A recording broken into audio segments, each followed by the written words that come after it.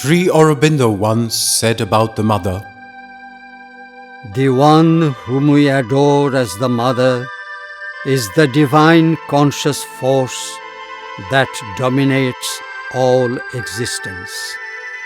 One and yet so many-sided that to follow her movement is impossible even for the quickest mind and for the freest and most vast intelligence."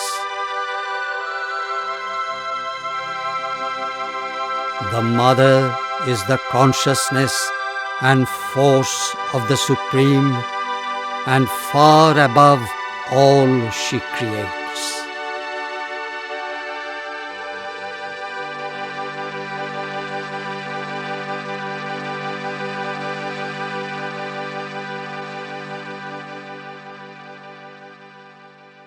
the mother herself remarked, "There is only one thing of which I am absolutely sure, and that is who I am." Sri Aurobindo also knew it and declared it. Even the doubts of the whole of humanity would change nothing to this fact.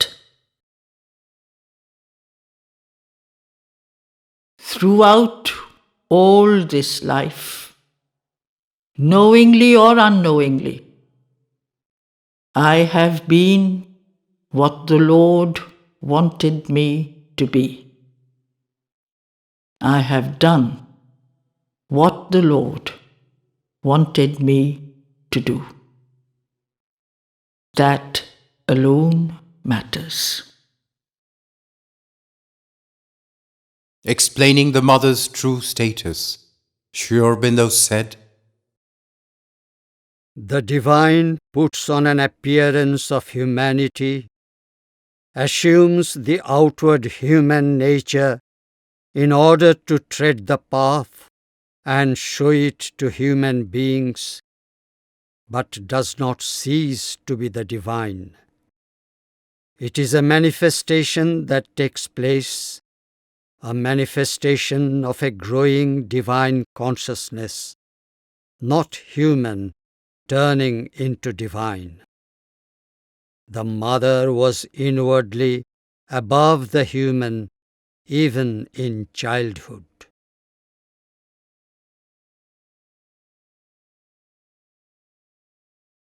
The mother was born on 21st February 1878 in Paris.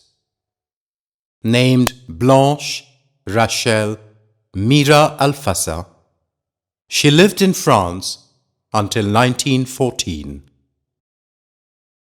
When and how did I become conscious of a mission which I was to fulfill on earth? It is difficult to say when it came to me. It is as though I were born with it, and following the growth of the mind and brain, the precision and completeness of this consciousness grew also. From the age of 5, I was conscious that I did not belong to this world, that I did not have a human consciousness. My sadhana began at that age. There was a small chair for me on which I used to sit, still, engrossed in my meditation. A very brilliant light would then descend over my head and produce some turmoil inside my brain. Of course, I understood nothing. It was not the age for understanding. But gradually, I began to feel I shall have to do some tremendously great work that nobody yet knows. To the students of the ashram school, the mother explained her own childhood process of introspection. You have never thought about it? You have never looked into yourself to see what effect you exercise upon yourself? Never sought to understand how, for example, decisions take place in you? From where do they come? What makes you decide one thing rather than another? You have pondered over that? I was preoccupied with that when I was a child of 5. It is a rather unpleasant sensation to feel yourself pulled by the strings and made to do things whether you want to or not. That is quite irrelevant. But to be compelled to act because something pulls you by the strings, something which you do not even see, that is exasperating. However, I do not know, but I found it very exasperating, even when I was quite a child. At 5, it began to seem to me quite intolerable, and I sought for a way so that it might be otherwise, without people getting a chance to scold me. For I knew nobody who could help me, and I did not have the chance that you have, someone who can tell you, this is what you have to do. There was nobody to tell me that. I had to find it out all by myself. And I found it. I started at 5. The mother had a brother named Matteo, who was a year and a half older than she. He grew up to become the Governor General of French Equatorial Africa. The mother's early education was given at home.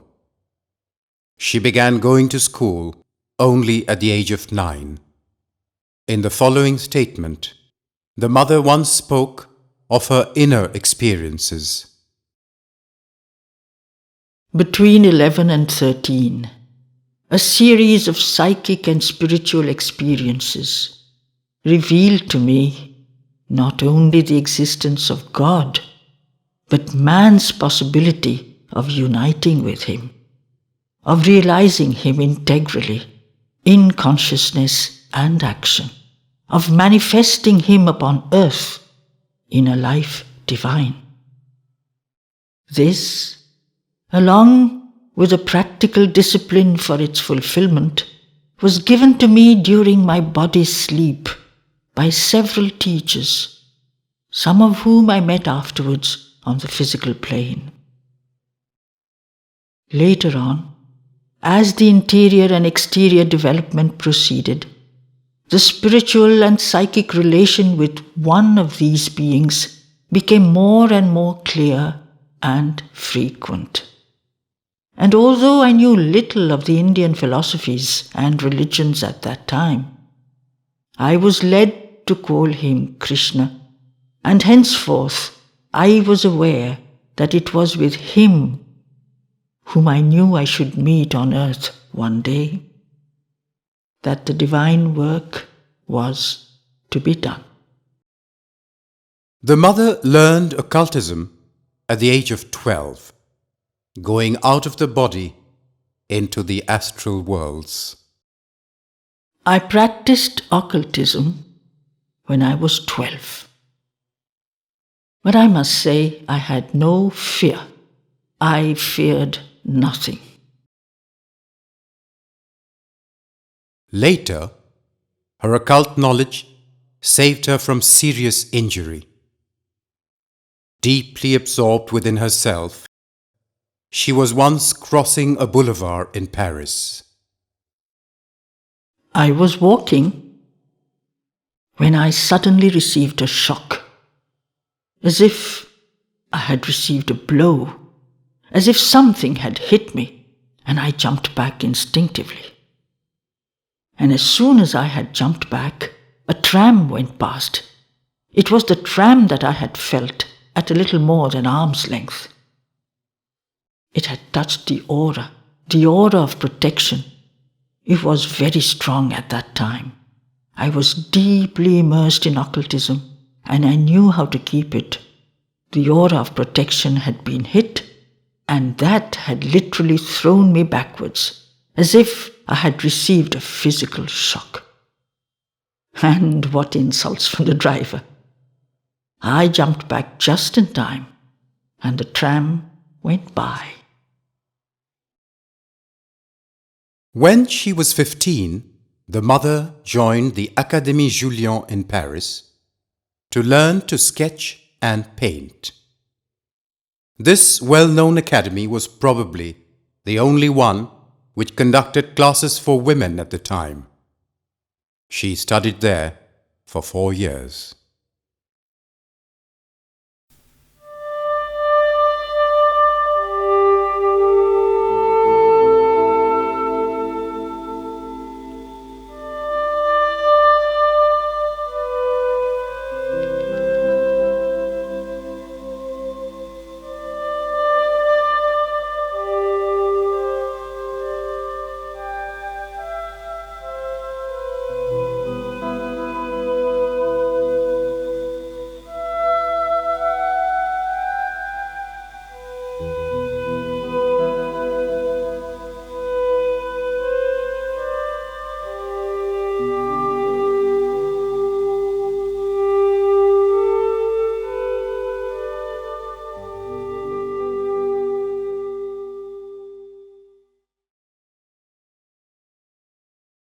At the age of 19, the mother married the painter Henri Morisset. Her only son André was born the following year, and her inner journey continued. Between the age of 19 and 20, I had achieved conscious and constant union with the Divine Presence, and I had done so all by myself, with absolutely nobody to help me, not even books. When I found one, a little later, Vivekananda's Raja Yoga came into my hands. It seemed so marvelous that someone was able to explain something to me. It enabled me to achieve in a few months something which I might have taken years to do.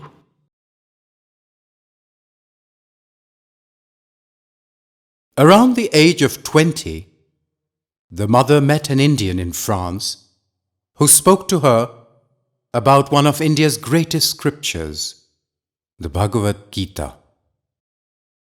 He said, "Read it with this knowledge, that in the Gita, Krishna represents the immanent God, the God who is within you." Well, in a month, the whole work was done.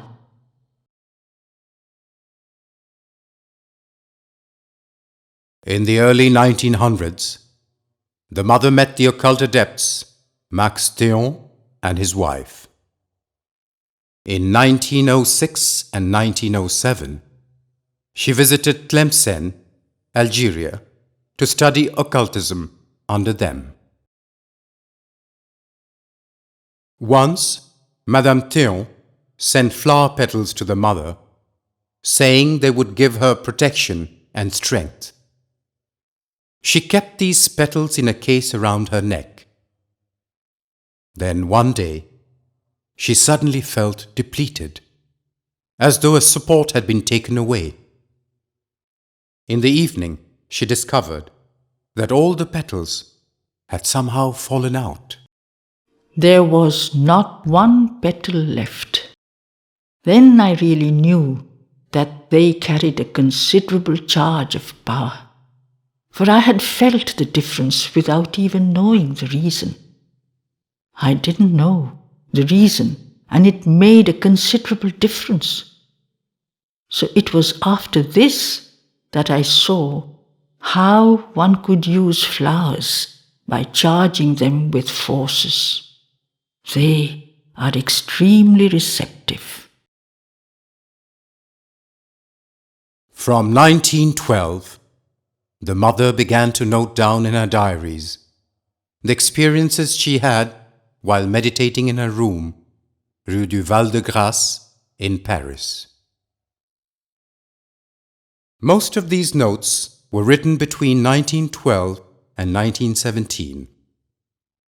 The mother made a selection of them, and they were published later under the title Prayers and Meditations.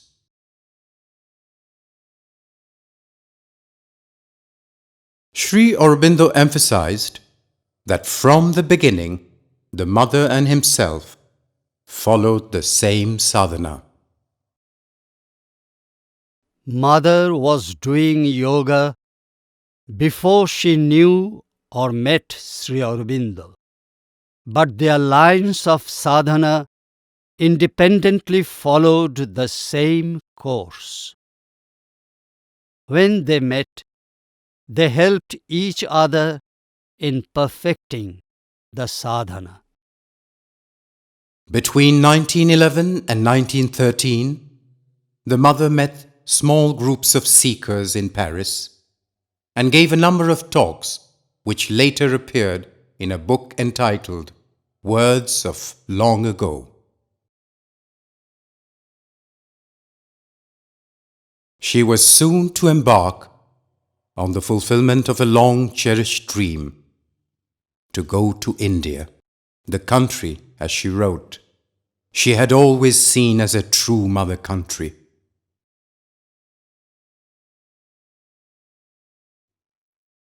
In 1914, this joy was granted to her. On 29th March, she arrived in Pondicherry and met Sri Aurobindo.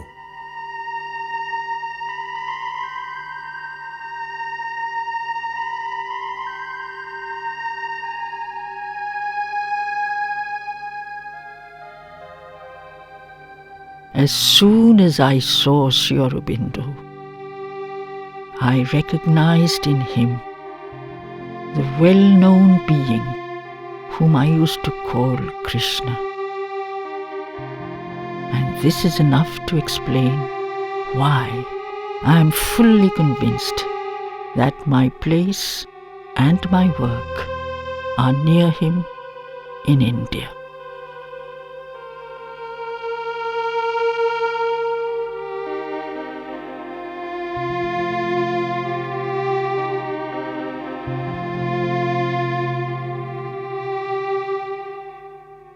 It matters little that there are thousands of beings plunged in the densest ignorance. He whom we saw yesterday is on earth. His presence is enough to prove that a day will come when darkness shall be transformed into light, and thy reign shall be indeed established upon earth.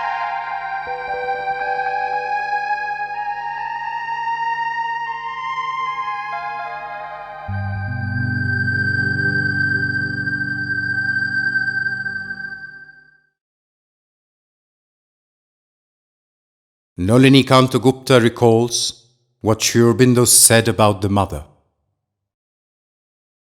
The first time that Sri Aurobindo described her qualities, he said he had never seen anywhere a self-surrender so absolute and unreserved. On 22nd February 1915, after nearly a year's stay in Pondicherry, the mother had to return to France on account of the outbreak of the First World War.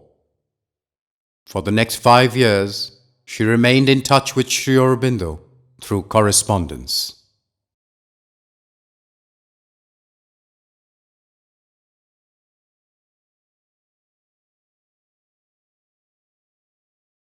After living in France for a year, the mother went to Japan where she stayed from 1916 until 1920. Of this time, she later said, "For 4 years, from an artistic point of view, I lived from wonder to wonder. Japan possesses the vitality and the concentrated energies of a nation which has not yet reached its zenith. That energy is one of the most striking features of Japan. It is visible everywhere, in everyone. I have seen many countries. In every country I lived the life of that country in order to understand it well. And there is nothing which interested me in my outer being as much as learning." Rabindranath Tagore visited Japan in 1916 and again in the following year. On both occasions, he met the mother. This photograph was probably taken in 1917. In 1920, the mother left Japan for India, reaching Pondicherry on the 24th of April. Of her arrival, Sri Aurobindo commented in a letter, "The sadhana and the work were waiting for the mother's coming." I was on boat, at sea, not expecting anything. I was, of course, busy with the inner life, but I was living physically on the boat.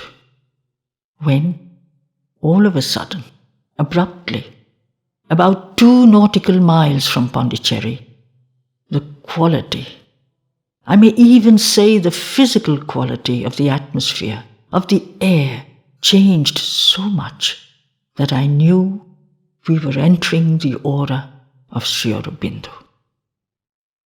It was a physical experience, and I guarantee that whoever has a sufficiently awakened consciousness can feel the same thing.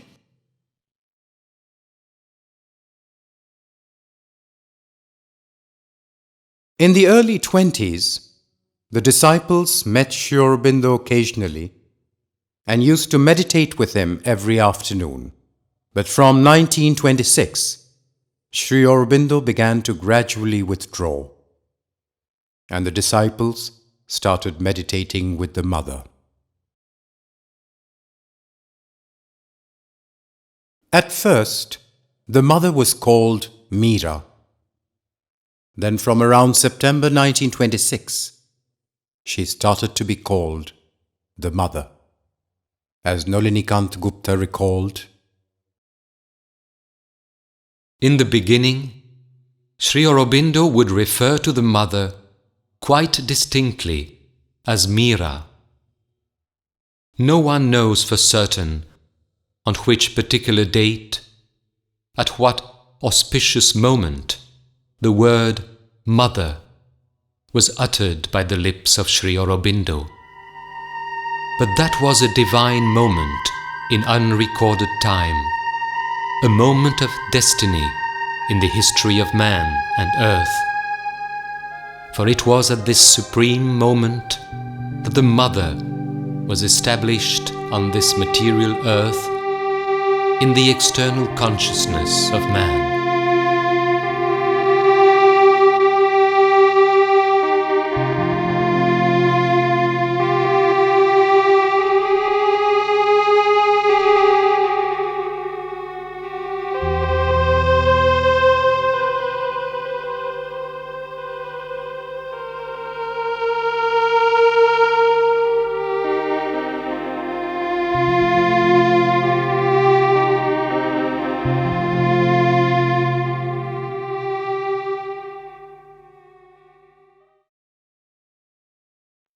Towards the end of 1926, there was a change in the life of the community.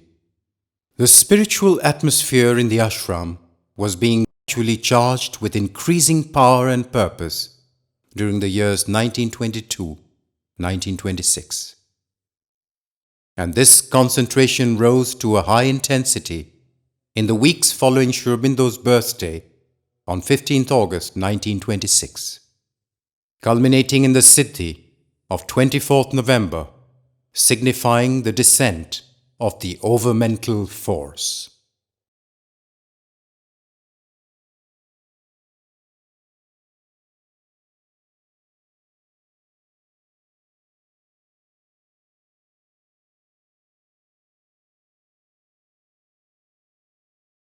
A.B. Purani was present on that day. He later wrote, The delight consciousness in the overmind, which Sri Krishna incarnated as Avatar, descended on this day into the physical, rendering possible the descent of the supermind in matter. About the founding of the ashram, Purani noted, When Sri Aurobindo retired completely after 24th November 1926, the whole material and spiritual charge of the ashram devolved on the mother. It is for this reason that 24th November is regarded not only as the day of Sri Aurobindo's Siddhi, but also as the birthday of the Sri Aurobindo Ashram. In a letter to the Maharani of Baroda in 1930, Sri Aurobindo explained the purpose of the ashram. My aim is to create a center of spiritual life, which shall serve as a means of bringing down the higher consciousness and making it a power not merely for salvation, but for a divine life upon earth. It is with this object that I have withdrawn from public life and founded this ashram. On another occasion, he wrote, This ashram has been created with another object than that ordinarily common to such institutions. Not for the renunciation of the world, but as a center and a field of practice for the evolution of another kind and form of life, which would in the final end be moved by a higher spiritual consciousness and embody a greater life of the spirit. In a conversation in May 1956, the mother revealed, At the beginning of my present earthly existence, I came into contact with many people who said that they had a great inner aspiration, an urge towards something deeper and truer, but they were tied down, subjected, slaves to that brutal necessity of earning their living. They felt imprisoned in a material necessity, narrow and deadening. I was very young at that time, and I always used to tell myself that if ever I could do it, I would try to create a little world.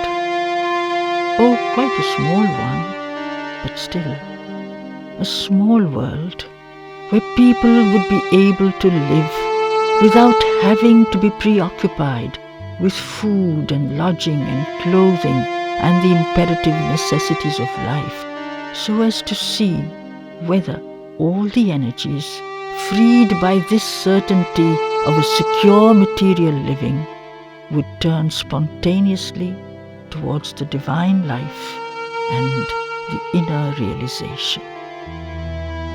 Well, towards the middle of my life, the means was given to me, and I could realize this, that is, create such conditions of life.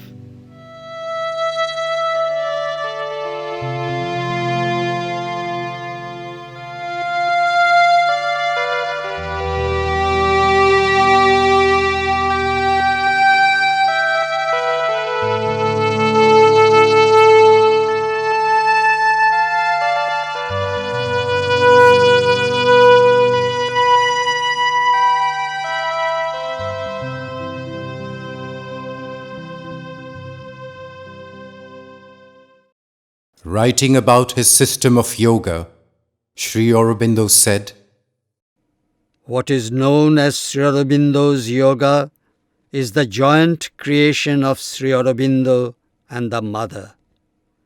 They are now completely identified.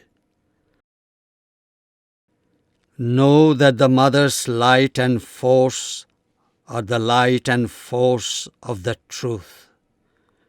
Remain always in contact with the Mother's light and force. Then only can you grow into the divine truth. She has helped and is helping to give a concrete form to my yoga. This would not have been possible without her cooperation.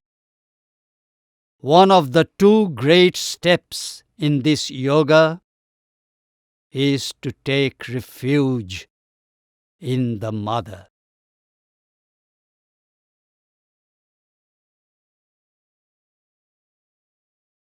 During the first few years, the ashram grew at a fast pace. Nearly all newcomers were assigned some work in one of the services that were developing.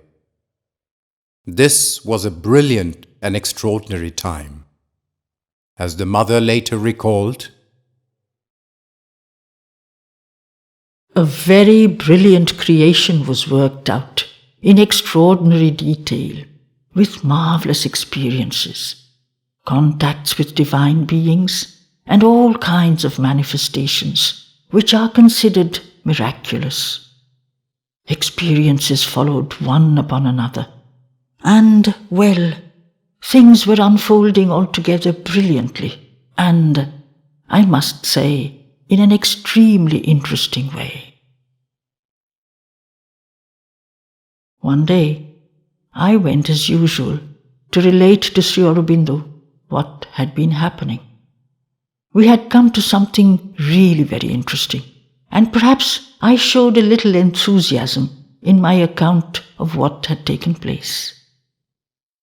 Then Sri Aurobindo looked at me and said, "Yes, this is an overmind creation. It is very interesting, very well done." And then he smiled and said, "It will be a great success. But it is an overmind creation. And it is not success that we want. We want to establish the supermind on earth." With my inner consciousness, I understood immediately. A few hours later, the creation was gone, and from that moment, we started anew on other bases.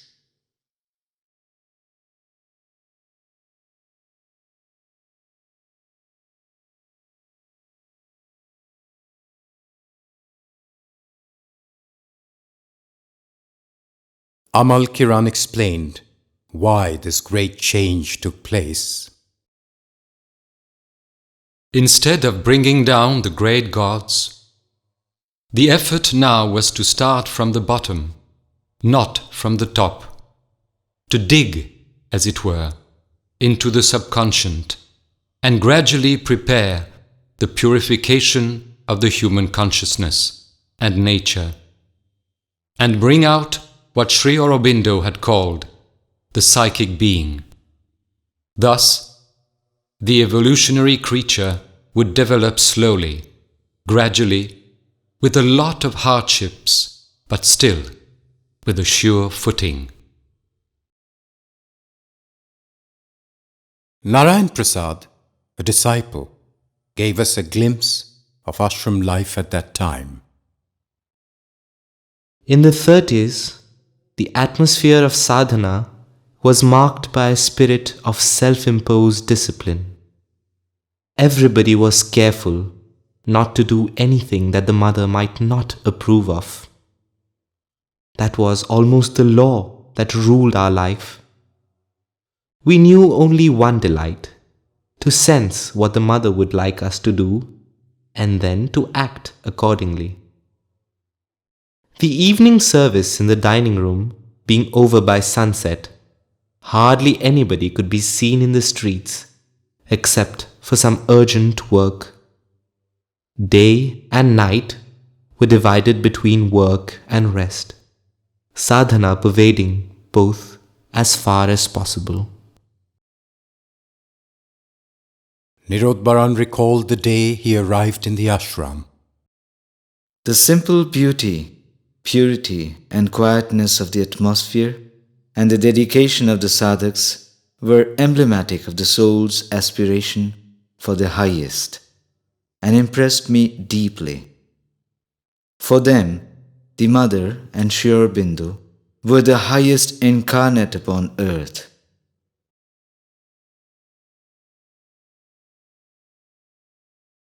A.B. Purani gave an intimate account of one of the daily events at that time, the morning pranam to the mother.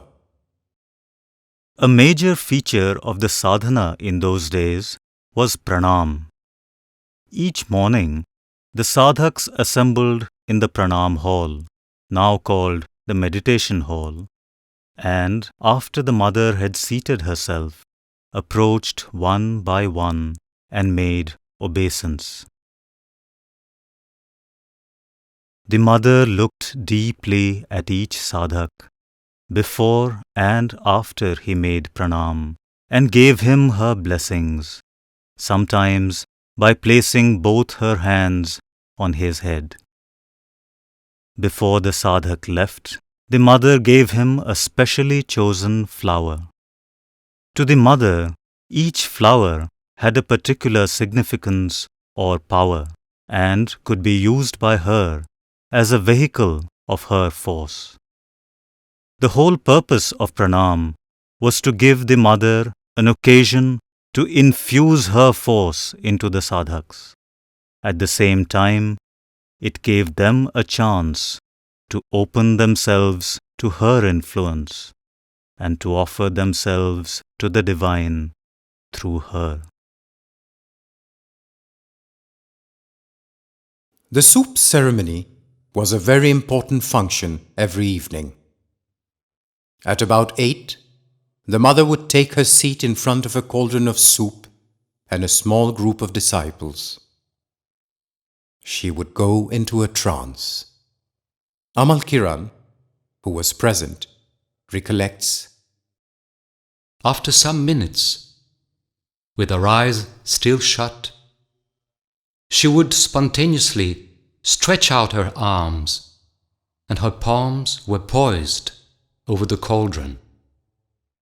For a minute, they would remain as if she were pouring something of her subtle physical spirituality into the liquid.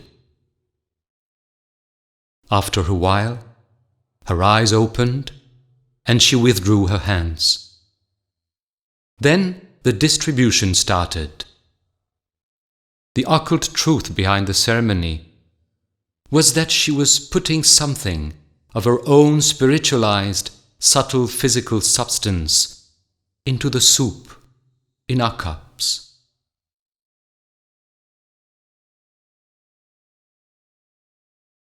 During the late 1920s and early 30s, the mother sometimes went for car drives in the afternoon, exploring the countryside around Pondicherry. Often, she invited a few disciples to accompany her. As Sahana Devi remembers, the mother, it seemed, knew quite well the paths we traversed. These walks were at times fairly long. Sometimes she would choose a spot and sit down, and we would gather around her, enjoying the scenery in the open. How pleasant it was with the mother. She carried with her some sweets and gave one to each. Here too, mother often answered if anyone asked her a question. At times, there was meditation.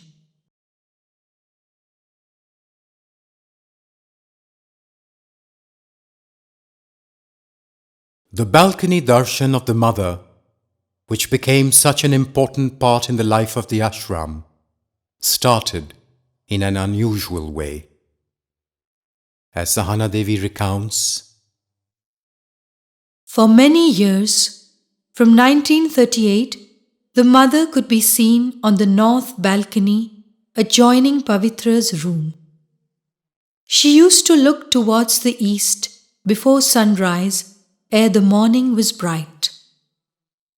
One or two of the ashramites found this out and used to await her arrival on the balcony. Gradually, instead of the few who saw her there, the entire ashram came to get a glimpse of her and assembled on the street below. This came to be known as the balcony darshan. Later, even outsiders, visitors from abroad, and also a number of people of Pondicherry too, gathered there. At this darshan, the mother, after concentrating for a few minutes, used to sweep her eyes of benevolence over all who had come. This darshan came to end on the 8th March 1962.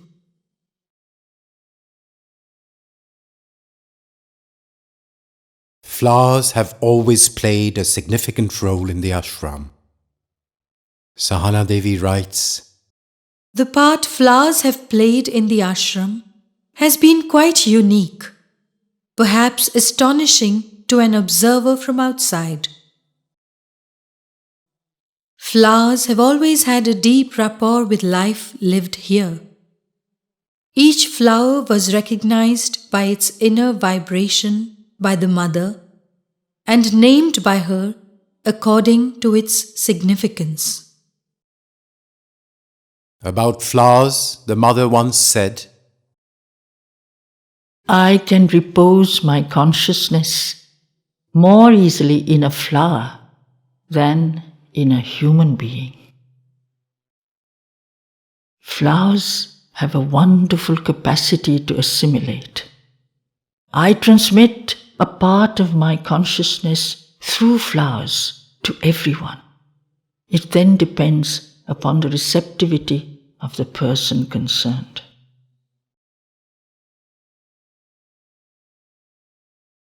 In the early 40s, a few disciples arrived in the ashram along with their children to seek refuge from the perils of war. For these children and a few others already present, in 1943, the mother started a school and the ashram entered a new phase of its existence. Very early on, the mother had written about a dream she had. There should be somewhere on earth a place where children would be able to grow and develop integrally without losing contact with their souls. Education would be given not for passing examinations or obtaining certificates and posts, but to enrich existing faculties and bring forth new ones.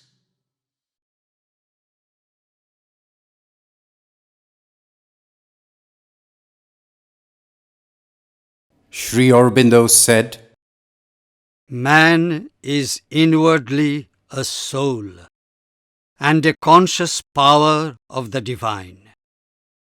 and the evocation of this real man within is the right object of education. And indeed, of all human life, if it would find and live according to the hidden truth and deepest law of its own being.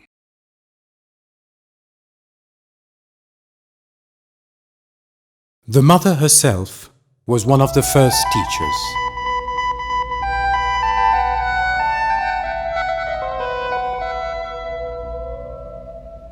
Her active involvement and guidance was the very foundation of the school, which gradually expanded to become the Sri Aurobindo International Center of Education. The ashram continued to grow around the mother and her boundless energy and care. Every day she met the disciples, answered their questions, replied to their letters, appeared for the balcony darshan and distributed flowers. She also oversaw the growth of the various departments that took shape as the need arose.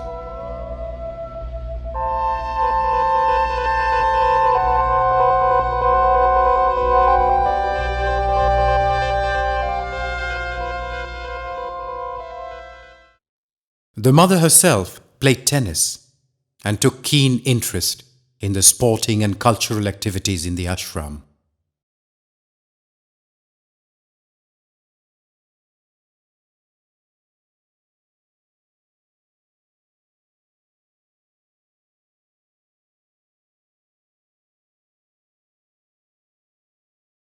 In the 50s, the mother played on her organ every Sunday.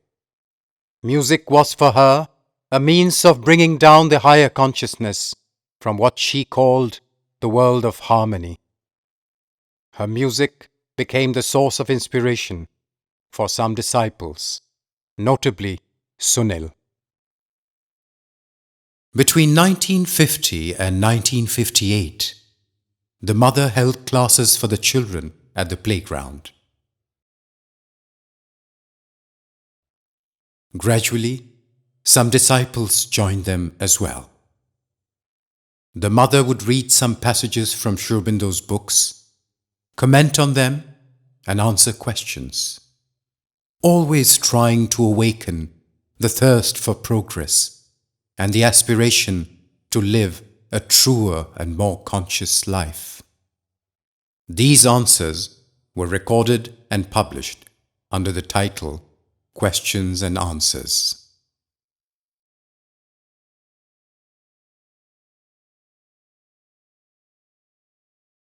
In April 1950, the renowned photographer Henri Cartier-Bresson came to Pondicherry. The mother granted him permission to take photographs. His unique photographs of Sri Aurobindo and the mother were taken just a few months before Sri Aurobindo left his body on 5th December 1950.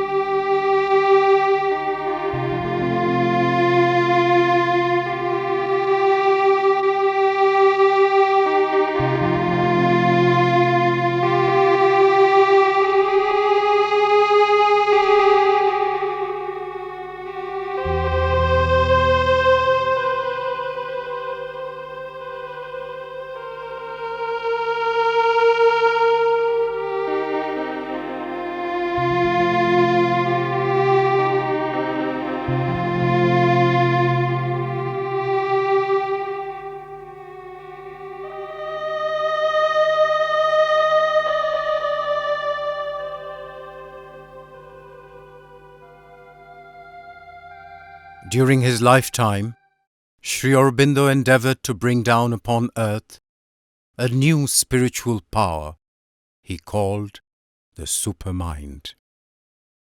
The supermind alone, he said, had the power to change humanity. and transform terrestrial life.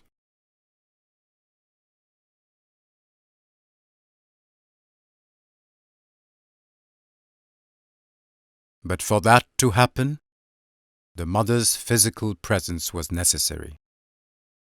As Sri Aurobindo wrote, Her embodiment is a chance for the earth consciousness to receive the supramental into it and to undergo first the transformation necessary for that to be possible.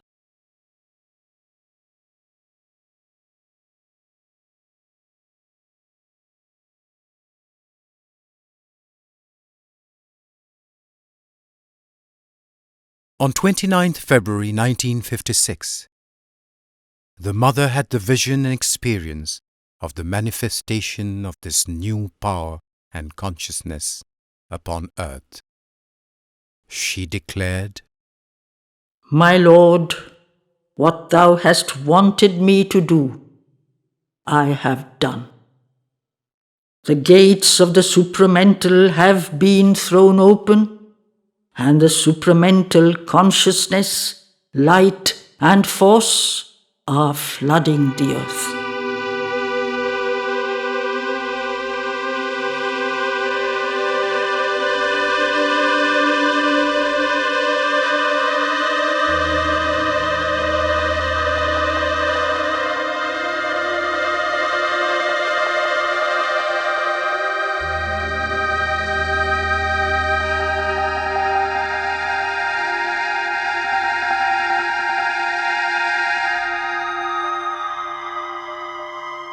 Later, she explained, What has happened, the really new thing, is that a new world is born. Born. It is not the old one transforming itself. It is a new world which is born. There are people who love adventure. It is these I call, and I tell them this. I invite you to the great adventure. It is not a question of repeating spiritually what the others have done before us, for our adventure begins beyond that.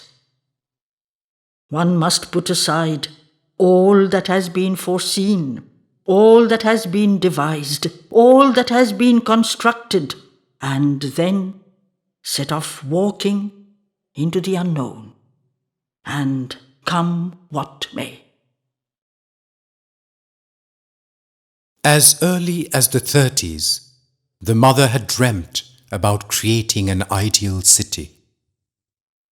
There should be somewhere on earth a place which no nation could claim as its own, where all human beings of goodwill who have a sincere aspiration could live freely as citizens of the world and obey one single authority, that of the supreme truth. On 28th February 1968, under the mother's inspiration and guidance, Auroville, a new city dedicated to Sri Aurobindo, was born. The mother declared on this occasion, Auroville wants to be the bridge between the past and the future. Taking advantage of all discoveries from without and from within, Auroville will boldly spring towards future realizations. Auroville will be a site of material and spiritual researches for a living embodiment of an actual human unity. the dream is taking shape and people from around the world are coming together to take part in this unique experiment.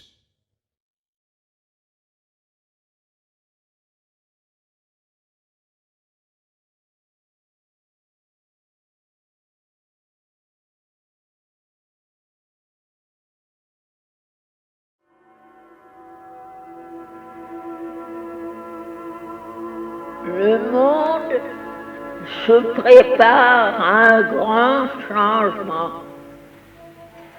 Voulez-vous aider?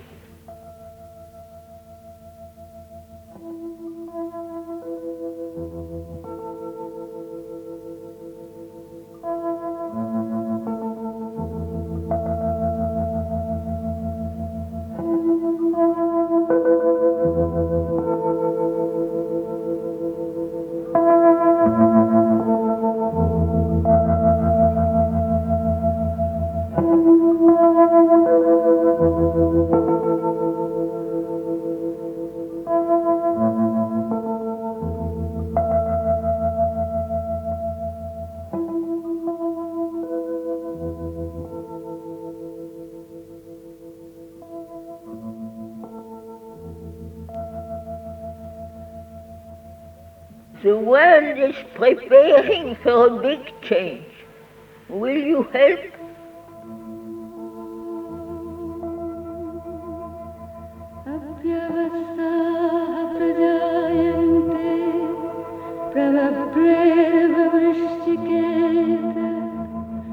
The Mother beckons us to embark on this great adventure, the creation of a new world.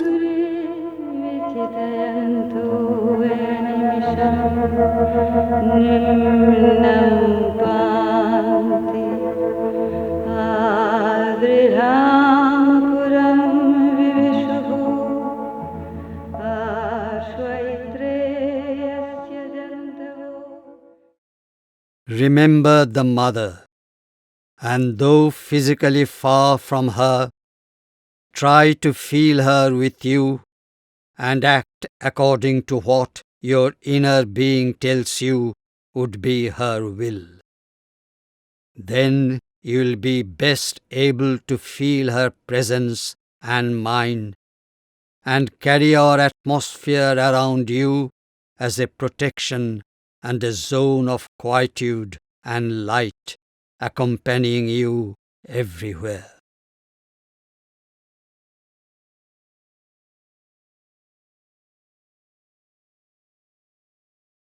The constant presence of the Mother comes by practice.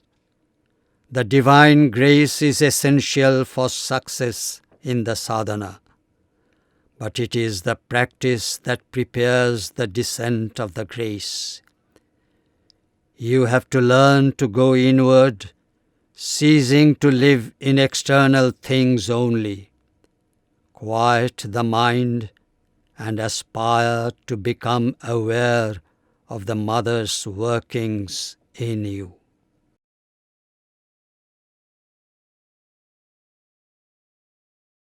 The Mother is the goal. Everything is in her.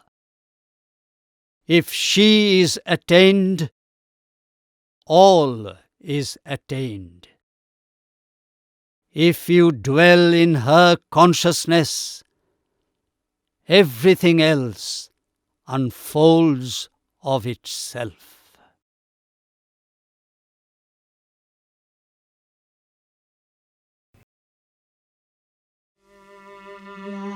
देवी सर्वभूतेषु मातृरूपेण संस्थिता नमस्तस्यै नमस्तस्यै नमस्तस्यै नमो नमः या देवी सर्वभूतेषु शक्तिरूपेण संस्थिता नमस्तस्यै नमस्तस्यै नमस्तस्यै नमो नमः या देवी सर्वभूतेषु विद्यारूपेण संस्थिता नमस्तस्यै नमस्तस्यै नमस्तस्यै नमो नमः या देवी सर्वभूतेषु शान्तिरूपेण संस्थिता नमस्तस्यै